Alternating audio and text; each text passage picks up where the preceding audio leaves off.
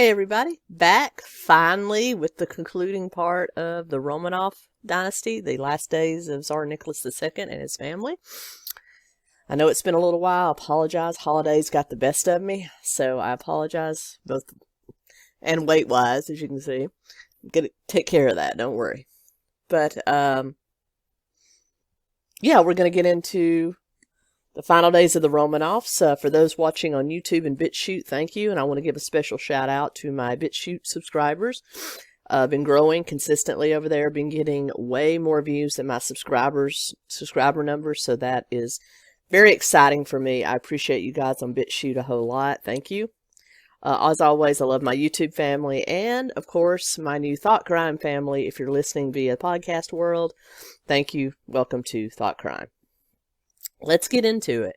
The final days of the Romanov dynasty. Now, I am centering on Tsar Nicholas II and his family specifically. I am going to cover the Russian Revolution in part, but it's going to be a very outlined, almost Wikipedia type of coverage of the Russian Revolution, because that could do 2 or 3 videos just on its own.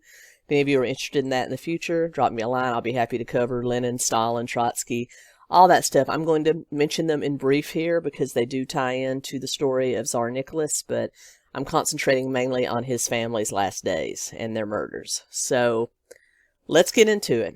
Fall of the Romanovs.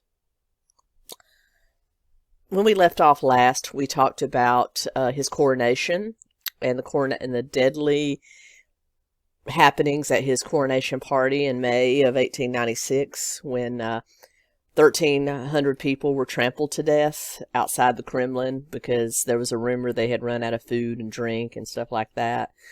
And instead of being allowed to mourn like he wanted to, he was forced to attend the French ambassador's gala that night. And so he kind of got Nicholas kind of got the reputation of not caring about the people, and that would go on to haunt him for the majority of his reign. So bear that in mind as we get. Now, Nicholas certainly wasn't perfect. He's been quoted as saying when asked to possibly share power with a legislative body like a parliament, he said that he would absolutely not do that. He was ordained by God to rule, and that would be a slap in the face of God. He also is quoted as saying that allowing parliamentary government, allowing commoners to rule commoners would be a travesty to his people, and he was ordained by God to rule. So he was never going to willingly share power, even though during his visit to England to visit his wife's family, he saw how the House of Lords, the House of Commons, and the Queen all interacted together. By this time, his wife's cousin, King George V, had ascended to the throne. So he kind of saw how all of that kind of laid in together. So, but he was still not impressed and still not willing to do it in Russia, and that would come back to haunt him. Nicholas quickly got the nickname of Nicholas the Bloody. Why? Because his reign was absolutely riveted with blood and war from its beginnings to its end. It was bathed in the blood of Russian citizenry. And that's how the people viewed him. He was not, as we've spoken before, he was a weak-willed man, probably should not have been Tsar.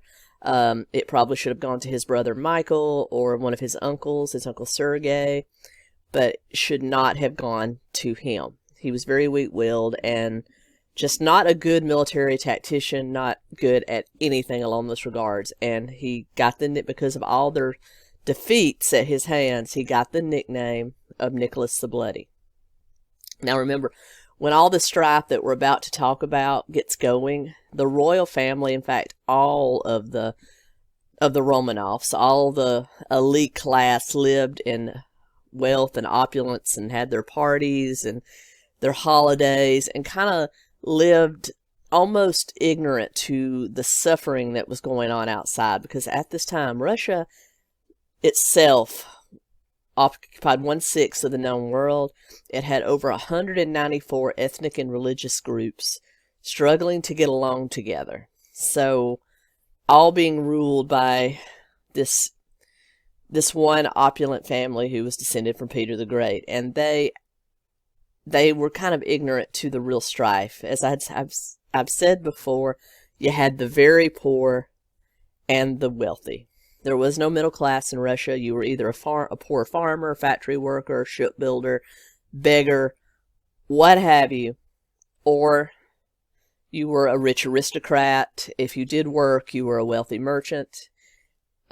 It was very much the haves and the have-nots in Russia, and all that led up to what we're about to talk about. So let's first talk about Nicholas the Bloody's reign. First, eventually you had the Russo-Japanese War in 1904 through 1905, and a little bit afterwards. If you remember back when Nicholas was touring in Japan, he was actually attacked by a Japanese revolutionary. He chose not to have his father, Alexander III, sanction Japan at that time, even though it was on advice from his cousin, Prince George of Greece, and lots of other heads of Europe, that maybe you should punish these people. But he didn't. He went ahead and let it. And by this point, the stigma and the hostility between Japan and Russia had kind of gotten out of control. And it did eventually lead to the Russo-Japanese War breaking out in 1904. And Nicholas didn't take it seriously. This little Pacific Polynesian island out there, he didn't take it seriously at all. But in 1905, Japan's navy struck a huge blow to Catherine the Great's navy. You know, she helped bring them up to naval control, naval opulence. And if you're any sort of a student of European history, you'll know how important naval power is. If you look at how Europe passed from power to power between the Spanish, the English, the French, now the Russians, it all based on having a strong navy. So it was the creme de la creme of military might at that time. So, because it was the only way of getting from continent to continent. So to rule the seas, you really did rule the world. And Catherine the Great built up Russia's navy to that standard.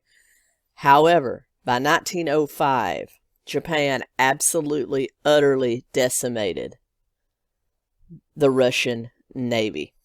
And they came home in defeat. It was a kind of vindictive treaty that was signed to end the war. Nobody gained anything. The Russians didn't lose anything. Japan didn't lose anything in regards to land, but Russia lost its dignity and it lost most of its navy. And as a result, people were not happy, including the aristocracy, were not happy with Nicholas at all. So first cracks are starting to appear in the foundation. Also in 1905, you had the anti-Jewish pogroms, which were actual propaganda and pamphlets, things like that were passed out, kind of calling Jews a blight on the society. That they were very anti-Semitic, and Nicholas did nothing. Nicholas did nothing to stop it. In fact, in private, he was quoted as saying he agreed with some of it. So, Nicholas, what the heck? So that caused further divide. You had the Jewish population, which are most of them are usually part of the aristocracy because they have a huge talent for being successful in business and things like that. So you had kind of a wedge being drawn into the aristocracy at that time, plus commoners that didn't think it was good to attack one of the 180-something nationalities that were present in Russia at that time. So, again, Nicholas, going back to what happened with the French Gala, getting an idea that he's not only weak, he's also doesn't care about his people. And as a result, in 1905, you had the 1905 revolution, which started with Bloody Sunday, January 22nd, 1905. Nicholas was away. He was dealing with things linked to the Russo-Japanese War. One Sunday, this is in St. Petersburg, all of the factory workers and laborers of St. Petersburg marched through town, breaking windows, going into bread shops and stealing food, because during every single war that Russia fought during this period, there was a huge economic toll. People were starving in the streets. It had a huge detrimental effect to their economy. And as I said, the aristocrats were in their ivory towers. They really didn't notice what was happening with the people, or if they did notice, they didn't care or acted like they didn't. So you literally had people starving in the streets. And people marched through the streets of St. Petersburg, going into grocery stores and bread shops, stealing bread, stealing meat, whatever, to feed their families. And the Cossacks, as they normally are, remember Catherine the Great's Cossacks that she kind of built up as the royal guard, were dispatched to deal with the people. They would not. They told the people, we are not going to hurt you. Please go back to your homes peacefully. Don't do this. They would not fire on them. They would not even use their whips. So you had kind of this stalemate where the army wouldn't fight against the people, and the people didn't really want to fight against the army. So you had this stalemate. And eventually what happened to kind of bring peace, Nicholas did finally agree to share power with the legislative body. And Russia's first parliament, known as the Duma, was assembled and elected in 1905. Nicholas felt he was bound by something known as the Franco-Russian Alliance, which is kind of a peace entente among many of the heads of Europe to keep the continent at peace. And so he really believed strongly in that. So as a result, when Germany and Austria-Hungary started making a play to invade or annex Serbia and Bosnia on the outskirts, because you had Germany, you had Russia, you had Ukraine, which was technically sort of part of Russia at that time, and then you had Bosnia and Serbia down here. You had Austria-Hungary here next to Germany that were kind of making a play to annex those two little city-states. And, of course, the Bosnians and Serbians weren't having it. But a lot of other Western European powers, because of the Franco-Russian alliance, would not make a play to stop them. Everybody sort of took a side, but nobody did anything. So as a result, you had a whole lot of political unrest starting to bubble up between Germany, Russia, United Kingdom, France, Austria-Hungary, Russia, over these small territories. And that's going to be very, very important. But along this time, after the Russo-Japanese War had kind of settled down, Russia had kind of settled into having both a monarchy and the Duma, or a legislative body. You had life as general. Not a whole lot changed for the people. Still a lot of poverty, still a whole lot of wealth inequality. But at least the people felt that it was sort of a compromise, and it kept hostilities simmering under the surface instead of boiling over. And I think that's kind of what Nicholas wanted. He kind of wanted to take the easy way out a little bit. So everybody kind of went back to their own lives. They were still living their high aristocratic lives. But an old family malady would start to present itself at this time. As I had said in my first video, most of the royal houses of Europe were related. In fact, Nicholas was related to the royal families of Greece, Spain, Germany. They called Kaiser Wilhelm II of Germany Willie. I mean, they were cousins. They grew up together. The royal houses of Britain, Portugal, all of these were related. Most of them coming from the House of Windsor, which wasn't called Windsor yet. In England, or Queen Victoria's family. And unfortunately for everyone in Europe, at least the aristocrats, the disease of hemophilia ran rampant in Victoria's family. And women tend to be carriers where men actually get the disease. So Alexandria and Nicholas had 4 daughters. They had Olga, Tatiana, Maria, and Anastasia. Were all, by all accounts, very healthy young ladies, very bright young ladies. In fact, Anastasia, who would probably go on to be the most famous of the daughters, even though she had lived a very short life, was credited as being kind of a comedian that wanted to make everyone laugh. She would make funny faces, do funny things. She wanted, she was kind of a tomboy. She didn't want to do things that girls did. She wanted to play with her brother. So, and then, sorry y'all, something I said made one of my dogs mad. He's like, "Rrr." But anyway, so she was kind of the tomboy of the girls, while the other three girls did exactly as their mother wanted. They volunteered as nurses during the Russo-Japanese War. At least Olga did, as the oldest daughter, along with her mom. They were very much ladies of court. They were very much in all aspects Grand Duchesses. But unfortunately, they wanted a male heir. So finally, when their son Alexei was born, everybody was happy. But during his circumcision, he began to bleed, and the bleeding would not stop without the doctors actually doing something. So they realized that poor Alexei had indeed been stricken with the family ailment of hemophilia, which, if you don't know, does not allow the blood to clot, and it is very controllable nowadays with blood plasma and platelets that we have, that we can do kind of, infusions and things like that to help them clot. But in this day and age, before medical technology, it was almost a death sentence. Most people that got it did not live to be very old. And as a result, you had the Tsarevich, or the Crown Prince, with this deadly disease that made them look even weaker in the eyes of the people. And as a result, as most parents would, they turned to anything they could to heal their boy. And unfortunately, that came for Alexandra, because she was always something of interested in things around the occult and mysticism and things like that. So that got her caught up with a not a Serbian, but a Siberian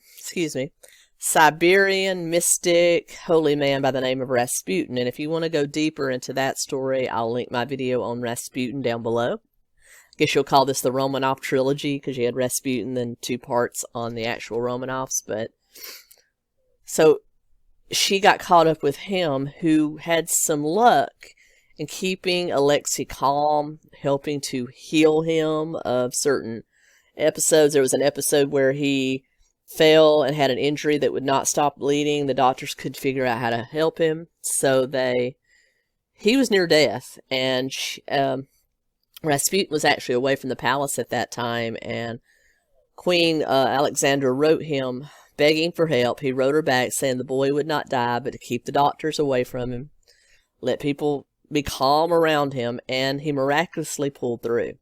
Now, a lot of people believe this was just dumb luck, coupled with the fact that doctors used to treat people heavily with the active ingredient aspirin, which makes you bleed even more. So the fact that the doctors were kept away from Alexei probably cut down on the amount of aspirin he was being given, and probably helped his blood to thicken a little bit. So that only proved to the family that Rasputin had mystical powers from God, and he was supposed to be there. But they took it one step further, and instead of just allowing him to be around as a guardian for Alexei, who carried the boy everywhere, really did prevent a lot of injuries for him, instead of just drawing the line there and saying he's a companion for our son who has some mystical healing abilities, no.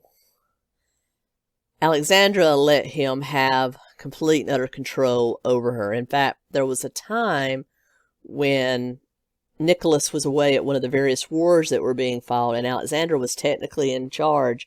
She allowed Rasputin to make state decisions. So it started a whole lot more mistrust of the royal family, because Rasputin was not popular with the commoners, and he was not popular with the aristocrats outside of the Tsar's immediate family. He also had unfettered access to their daughters. There was no evidence that any sexual abuse took place, but it was highly suspected. So, kind of, But anyway, wanted to throw that in there because that is very important to how the public perceived Tsar Nicholas. Alright, so the fever pitch over Austria-Hungary, Germany, in relations to Serbia and Bosnia started to boil over. And in 1914, a young Serbian nationalist assassinated Archduke Francis Ferdinand of Austria and his wife while they were touring in Serbia, in Sarajevo, and killed them. And of course, that led to a fever pitch that would eventually lead to World War I.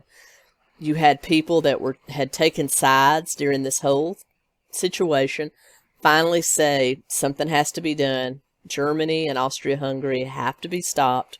They're breaking the Franco-Russian alliance. We have to do something. And you had the outbreak of World War I. And Russia fought on the sides of the Allies at that time. And so Nicholas was taken away from St. Petersburg to fight a war. In fact, when he wrote to his family saying that he was joining the war effort, Rasputin himself actually wrote the Tsar back and begged him not to get involved in the war. He said, "It'll be the end of us all. Don't do that." But he did, and unfortunately, Rasputin's words were prophetic. Rasputin was actually assassinated by members of the royal family outside of the main royal family in 1916, along with some help, they say, from British special forces who did not like the influence they had over the Tsar. So he was eliminated in 1916 during the height of the conflict known as World War I. During this time, Russia's economic problems got a whole lot worse. You had a lot more unrest. You had a lot more infighting between the royal family and the Duma. A lot of it because of Rasputin's influence. And then when Rasputin died, you had people really believing that Alexandria, their queen, was a German spy. You had a lot of mistrust of anything German at this time. And because she came from a half-British, half-German royal family and was a relative of Kaiser Wilhelm of Germany, everybody believed she was a German spy, and no one trusted the royal family. Even though they volunteered as nurses, they did sewing circles, they did everything that somebody in a USO would do for their military during a war. But still, they weren't trusted, and all of this started to build, as you can imagine, in a fever pitch. Plus, you had a young radical by the name of Vladimir Lenin that was starting a socialist Marxist rhetoric. Remember that his older brother was executed for attempting to assassinate Nicholas's father, and also having a hand in the assassination of Nicholas's grandfather. He had been executed along with 6 others for that crime, and Lenin never got over that. So you had a very young radical Lenin who was actually the son of one of the upper middle, I say upper middle class, but like on the low end of the aristocracy, you had things like merchants and, college administrators, things like that. Well, he came from that sect. Lenin was not a poor person. He did not grow up in poverty like he espoused. He grew up in rather opulent comfort on the lower end of the aristocracy side. So he didn't really understand the sufferings of the common man as much as he would like you to believe. So he was highly educated.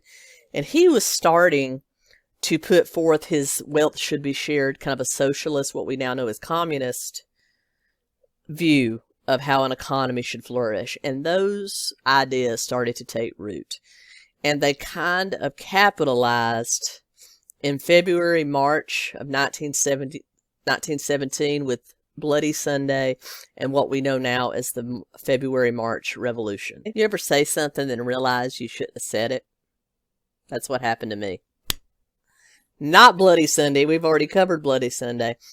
What we're talking about is the February-March 1917 Revolution, which started with a women's march on International Women's Day in March of 1917, where women were joined by men and children marching through the streets of St. Petersburg, demanding equal rights. They carried signs saying, "God save the Tsar," equal rights, Duma now, all kinds of things which kind of professed that We want to share power with the Tsar.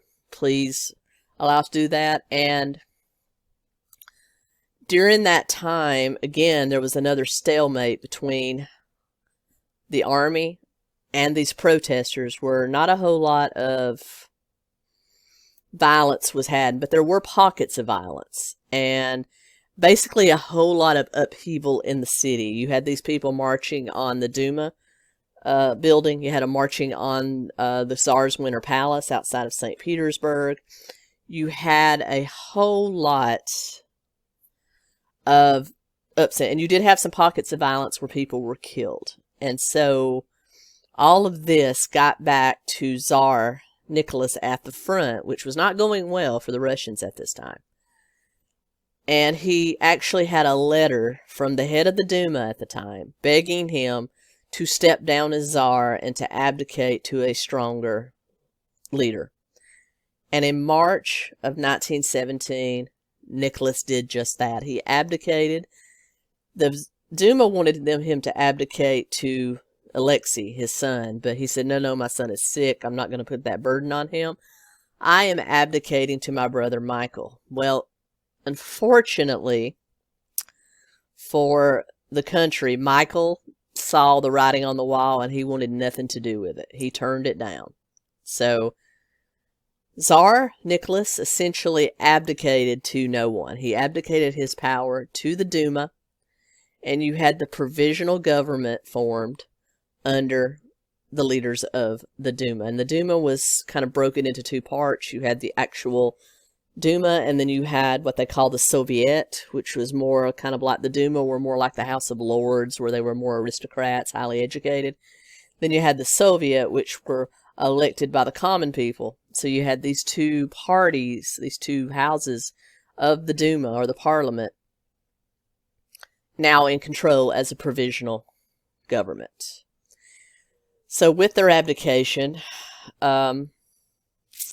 Nicholas rode a train back to St. Petersburg to be reunited with his family.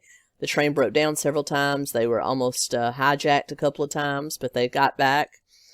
And the royal family was transferred from the Winter Palace in St. Petersburg, which actually became the capital for the provisional government, to the governor's mansion in Tobolsk, Siberia, a place that Nicholas had actually visited as a teenager and said what a beautiful place it was. Well, it would be his home for the next year because his family was placed on house arrest there. Them, their house doctor, their cooks, their chauffeurs, their tutors for the children were all sent to the governor's mansion in Tobolsk under guard for the next year. And back in St. Petersburg, you had Vladimir Lenin, who had been had fled to Finland during the February-March Revolution with the help of Trotsky and a young Stalin, now returning because he sees a opportunity to strike. He sees now that this provisional government is weak, that he can take control of the House Soviet, get his Bolsheviks in power, and take control. So he returns from Finland, starts making rousing speeches, rising the people up, turning them against the provisional government, who at this time, even though they were trying to make peace, they were trying to control the people, they were trying to help bring Russia back together, they were also trying to figure out what to do with Tsar Nicholas and his family. They, as I said, the royal houses of Europe were all related, so they started writing to different governments around Europe, France, England, Greece, Spain, basically these people's relatives, begging them to allow them to come there under a sanctuary. And England reluctantly, King George V reluctantly agreed to take them. But then, as things started to upturn for victory in World War I, he withdrew his offer. He was afraid that he would face his own revolution if he did bring them over, so he would not take them into England at the time. And so, as a result, Nicholas and his family was stuck living in Siberia because none of their relatives would take them. They even reached out to Kaiser Wilhelm in Germany, who they were fighting at the time. begging him to give them sanctuary, and even he turned their back on him. So this guy's family screwed him over royally. So they were left within the country because no other country would take them. All right. So the Bolsheviks began to rise. They did actually win through election, they did win a majority in the House Soviet, the Common House of Parliament. And they began to plot to take over the government en masse, in whole. And so once they seized power, they began a propaganda machine attack against the Duma, against the provisional government. And then came July days, where the Red Army, which were basically a militia trained up by the Bolsheviks, and the House Soviet began to attack the Russian army that was still loyal to the provisional government, and you had basically a mini civil war going on in Russia. And again, the people were caught in the middle. There was a lot of poverty, a lot of, bad things. Even though the provisional government still held control, the Bolsheviks were inching ever closer to taking over. Well, then you had the commander-in-chief of the army, Kornilov, who hated the Bolsheviks and said they were undermining Russia's war effort. So he basically pulled his army away from the front, fighting the Germans, and marched them on St. Petersburg. His absolute main objective was to topple the Soviet House of Parliament and leave it in the hands of the Duma.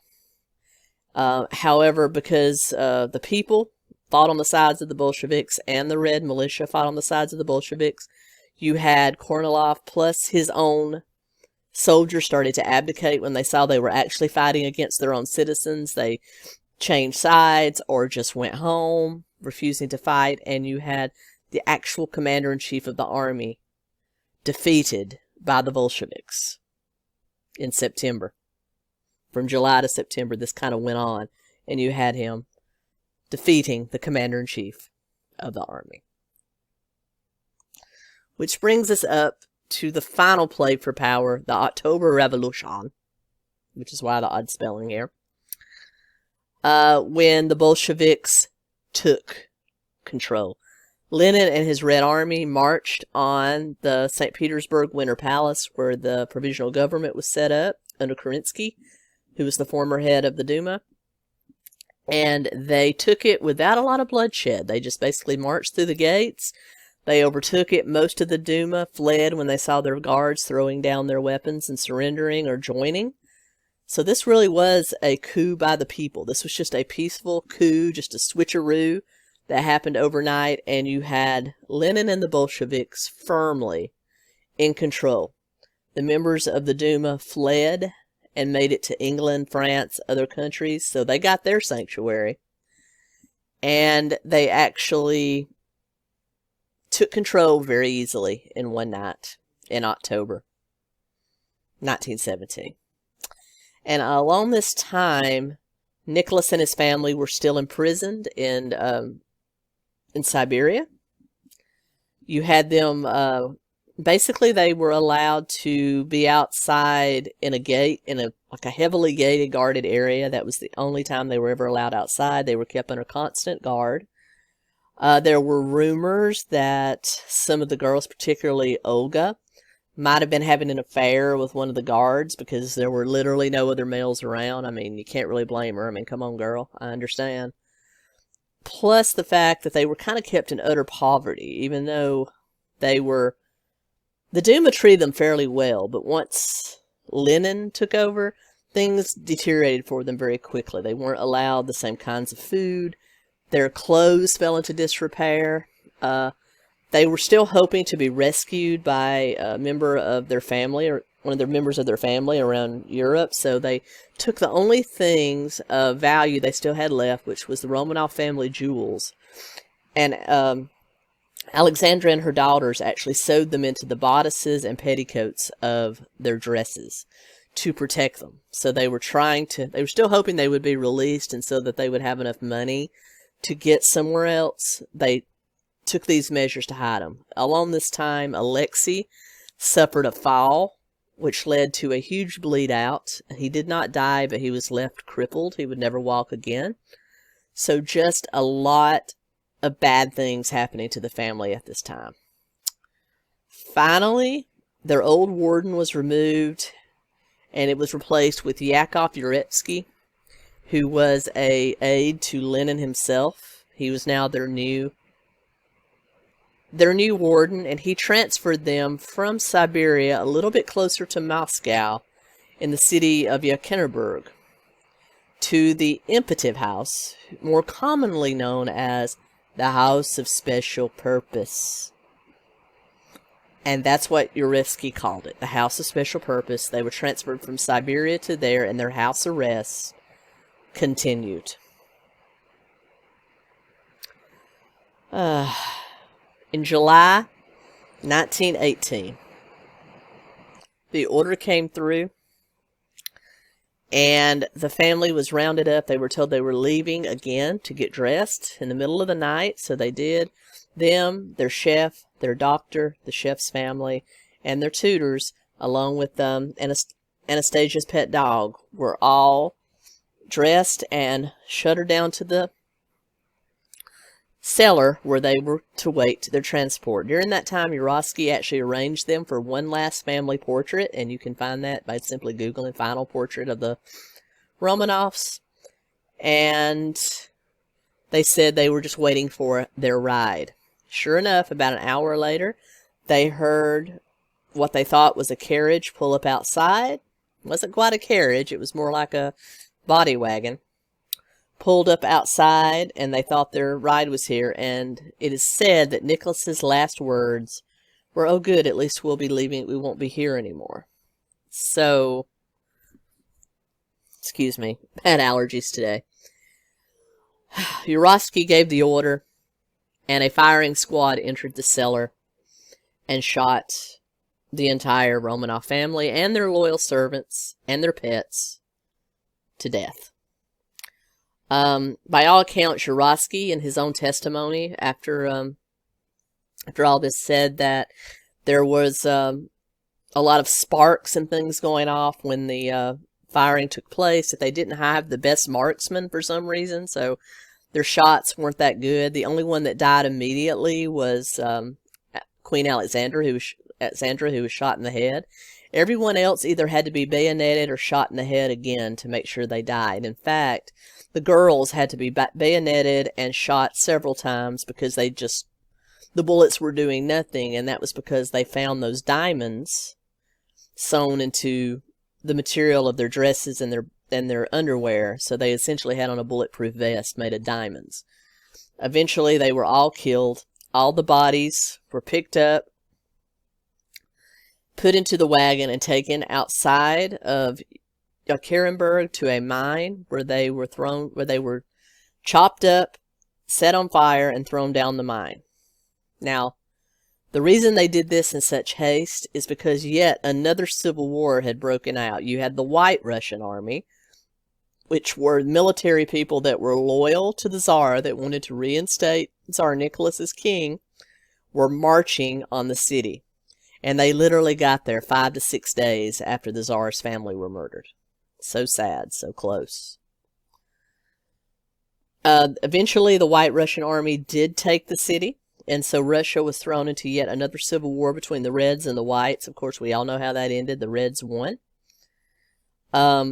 Eventually, Uretsky and his team came back and actually moved the bodies from that mine to other places. They were afraid people would find them and, I don't know, use them as inspiration or something. I don't know what their mind was, but the bodies were moved around several times until eventually, in 1979, bodies of everyone but Alexei and Anastasia were found in another mine located outside of Yekaterinburg. Now, the reason that, the fact that Alexei, the son, who was 14, and his 16-year-old sister Anastasia, their bodies weren't found, so that kind of fueled rumors that maybe they survived. In fact, there was a young girl that was committed to a German insane asylum that everybody thought might have been Anastasia. She had memory loss because she had witnessed a horrific crime and she had memory loss. So, but turns out, no, that wasn't. And in 1998, bodies that are presumably Alexei and Alexandria were found. Anastasia and Alexei were actually found in Siberia. So all of them died. There was no survivors, even though we want to believe that maybe there's some happy ending to this. But unfortunately, no. And that was the end of the Russian monarchy. From there, Russia was formed into the Soviet Union by Vladimir Lenin after he defeated the White Russian Army. As you know, there was then an internal struggle of power between Leon Trotsky and Lenin, with Trotsky coming out on the losing end of that. And we eventually had the formation of the Soviet Union, the death of Lenin, and the rise to power of Stalin. A lot of people believe that maybe Stalin killed Lenin. That's always been a rumor, though that has never been proven. But maybe I will do Lenin and Stalin a little bit later on if there's a demand for it. Let me know. Also, let me know what you think about this. Appreciate you tuning in. I'll be back tomorrow with another true crime video. Thank you so much for tuning in here at Thought Crime, Keto and Crime on YouTube, and the Keto Comic on BitChute. I really appreciate it, guys. Thanks. Keto Comic out.